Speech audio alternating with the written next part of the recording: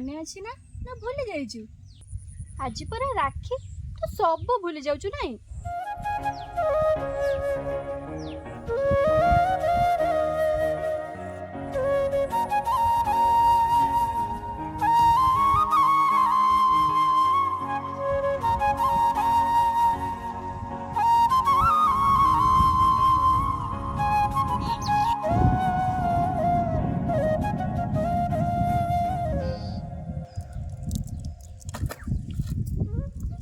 गोटे कथा जानिछु ए वर्ष ना सबुठु प्रथमे तत्ते राखी बांधिबा पई आछि। अच्छा अच्छा राखी तो बांधि देली हेले बा पाउनेटा काई जे कोन भाबुछु कोन दबु बोली?